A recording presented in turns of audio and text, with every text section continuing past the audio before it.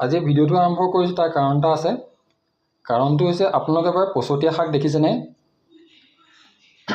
পচতীয়া শাক মানে যদি আপোনালোকৰ কাৰোবাৰ কেতিয়াবা ঘৰত ভৰি চৰি ভাগে বা আপোনালোকৰ যদি ভৰি কেনেবাকৈ দুখ পাই পেলাই আপোনালোকৰ উখহি যায়, তেনেহ'লে সেই পচতীয়া শাকৰ পানীটোৱেদি মানে গৰম কৰি সেক দিলে হেনো আপোনাৰ এই ফুলাটো কমি যায়।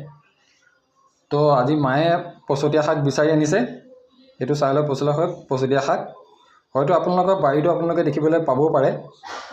মই আপোনালোকে ভালকৈ ফ'কাছ কৰি দিছোঁ। এইটো হৈছে পচতীয়া শাক। মায়ে অলপমান আনিছে, খুৰাৰ ঘৰৰ পৰা অলপমান দি পঠিয়াইছে। আৰু এইটো এটা চচপেনত এইখিনি দি অলপ গৰম কৰিব লাগে।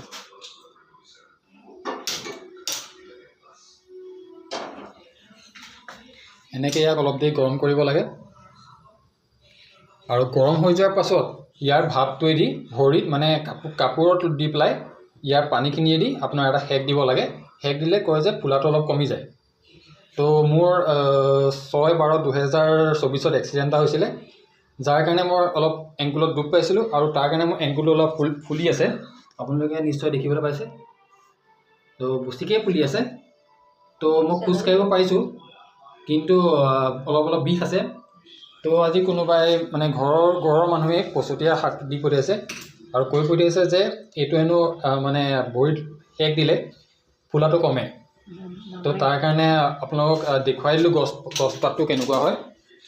আৰু যদি আপোনালোকৰ ঘৰত আছে তেনেকৈ আপোনালোকেও ট্ৰাই কৰি চাব পাৰিব। মই কেনেকৈ সেক দিয়ে আপোনালোকক ভিডিঅ'ৰ যোগেদি দেখুৱাই আছোঁ। আপোনালোকে এই পচতীয়া ভাপটো লোৱাৰ আগত ভৰিটো এবাৰ ভালকৈ গৰম পানীৰে ধুই ল'ব আৰু এটা চৰিয়া বা বাল্টিঙত অলপমান গৰম পানী লৈ ল'ব। গৰম পানী অলপ লৈ ল'ব আৰু তাৰপাছত এই পচতীয়া শাকটো পানী যিটো আপুনি উতলাইছিলে, সেইটো নিশ্চয় দেখিবলৈ পাইছে। আমি উতলাইছিলোঁ, এতিয়া পূৰা গৰম ভাপ ওলাই আছে। সেইটো পানীটো দি দিব লাগিব। আৰু দি দিয়াৰ পাছত ভৰিটো ইয়াত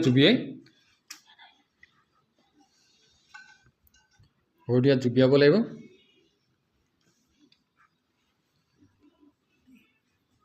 ভৰিটো আপুনি ইয়াত জুবিয়াব লাগিব। জুবিয়াই পেলাই পানীটো বেছি গৰম আছে। এনেকৈ আপুনি কাপোৰ এখনে এইটো সেকটো এনেকৈ দি থাকিব লাগিব। দেখিছে, মই যিটো ভৰিত দুখ পাইছিলোঁ সেইটো মই ইয়াত দি দিলোঁ। আৰু দিয়াৰ পাছত আপুনি সেক এটা এনেকৈ দি থাকিব লাগিব ওপৰৰ পৰা, যাতে ভাপটোৱে যাতে ভৰিটোত মানে লাগে। ঠিক আছে।